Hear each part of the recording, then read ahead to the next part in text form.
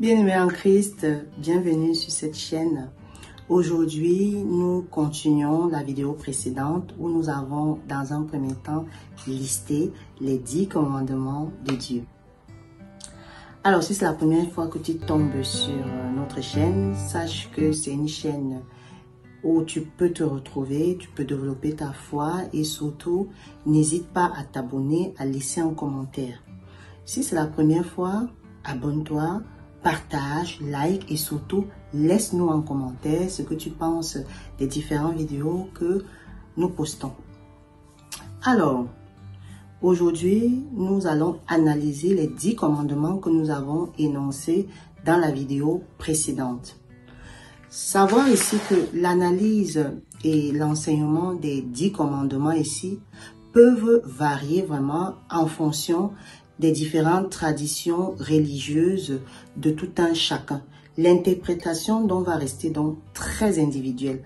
Donc ici, l'interprétation que nous apportons sur les 10 commandements, c'est une vision que nous avons. C'est une analyse personnelle à nous, propre à nous, tirée des lectures, tirée des recherches que nous avons faites et surtout de notre propre vision. Alors je t'invite, toi qui regardes cette vidéo, à laisser également en commentaire ce que tu penses sur cette analyse que nous faisons sur ces 10 commandements. Donc, dans cette vidéo, donc, je vais partager ici l'analyse faite de ces 10 commandements.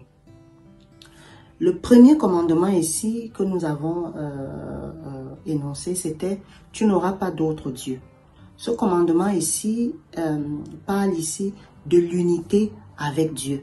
Donc, le premier commandement va souligner ici l'importance de ne pas adorer d'autres dieux. L'importance ici d'être vraiment en union avec Dieu. Et ce premier commandement va souligner ici la croyance en un seul Dieu unique et l'importance de lui accorder vraiment notre loyauté et notre adoration. Donc, ne l'oubliez pas, je dois être uni à Dieu, je dois être un avec Dieu, je dois vraiment former un tout avec lui. Ne l'oubliez pas, nous sommes à l'image de Dieu. Deuxième commandement ici, il est interdit de, comment dirais-je, le commandement interdit ici la création d'images ou la représentation ici de l'adoration. Et ce deuxième commandement ici va souligner l'importance de ne pas réduire la divinité à une forme matérielle, à une image qui a été créée par nous. Donc, c'est tellement profond ici. Donc, Dieu, vraiment, c'est quelque chose qui va être dans notre cœur. Donc, le deuxième commandement ici, c'est une interdiction aux idoles. Dieu nous interdit d'adorer les fétiches, nous interdit d'adorer les images. Il nous demande que nous devons toujours être en union, en accord avec lui dans nos cœurs. Vous voyez que le premier commandement, je suis uni à Dieu. Le deuxième commandement ici, je suis loyal et je n'adore pas d'autres dieux ou des statuettes. Troisième commandement, tu ne prononceras pas le nom de Dieu en vain. Donc, ce commandement ici est très fort. C'est une interdiction ici. Troisième commandement ici, tu n'utiliseras pas le nom de Dieu en vain. Ça renvoie ici au respect sacré de Dieu. Le troisième commandement ici est une interdiction, bien aimée, sur, comment dirais-je, l'utilisation irrespectueuse ou en vain du nom de Dieu. Cela signifie que nous devons vraiment respecter la sainteté de Dieu. Nous devons vraiment respecter le nom de Dieu. On ne doit pas l'utiliser de manière destructrice. On ne doit pas l'utiliser, par exemple, pour n'importe quoi. Le nom de Dieu est sacré. Premier commandement, je suis uni à Dieu. Deuxième commandement, j'ai une interdiction pour les idoles. Troisième commandement, je dois respecter le nom de Dieu. Quatrième commandement ici, c'est souviens-toi du jour de repos pour sanctifier Dieu. Ici, le repos et la sanctification. On peut donner ce titre au quatrième commandement. Le quatrième commandement ici rappelle l'importance de prendre le temps pour se reposer et surtout de consacrer cette journée à Dieu. Chez les chrétiens, vous savez chez nous que c'est le dimanche. Le dimanche ici est une journée très importante. Il est vraiment recommandé d'aller au culte, à l'église, pour prier Dieu, pour vraiment lui remercier et surtout confier la semaine ici. Donc, dans ce quatrième commandement ici, cela signifie l'importance que nous devons cultiver dans la relation que nous aurons avec Dieu et surtout de reconnaître le rôle dans nos vies. Cinquième commandement ici, très important, honore ton père et ta mère. Honore ton père et ta mère. Le cinquième commandement ici va souligner l'importance ici de respecter et d'honorer nos parents. Vraiment respecter et honorer nos parents, je répète vraiment. Cela inclut ici l'obligation de prendre soin de nos parents, l'obligation de les chérir et l'obligation de leur montrer toute la gratitude pour ce qu'ils ont fait pour nous. Alors, très important, ici, vous voyez vraiment que la notion de famille a vraiment été pensée ici par le Seigneur Tout-Puissant. Honore ton père et ta mère, et tes jours seront longs sur terre. Vraiment, c'est l'un des commandements que j'adore. Ensuite, sixième commandement ici, ça sera « Tu ne commettras pas de meurtre. » Interdit de tuer. Le sixième commandement ici interdit vraiment le meurtre et souligne l'importance de respecter la vie d'autrui. La vie des autres est sacrée. La vie humaine est sacrée.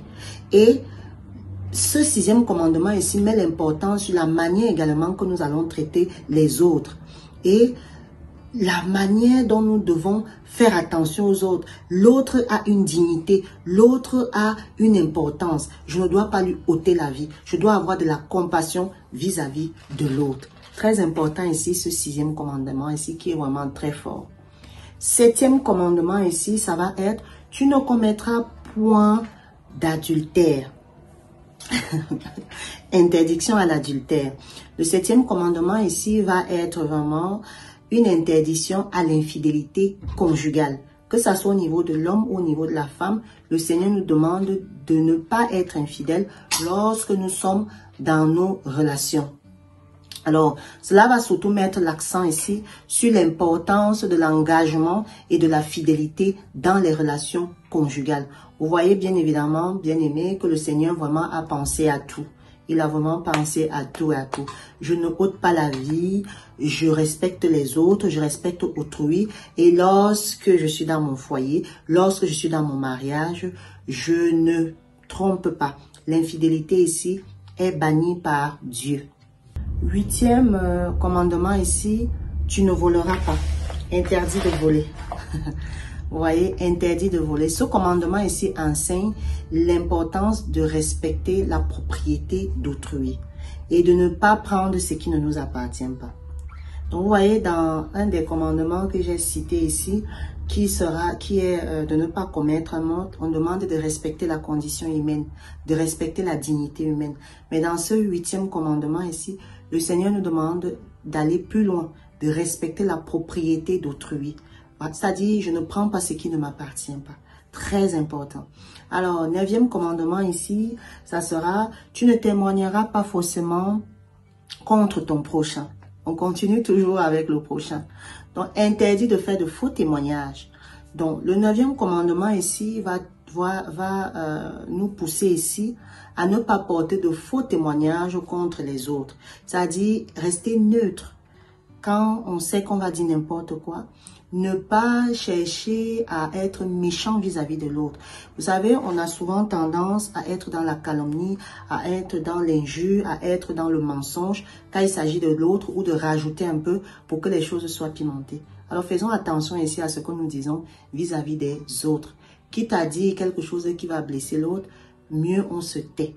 Car le Seigneur nous dit ici à travers le neuvième commandement, il est interdit de faire de faux témoignages.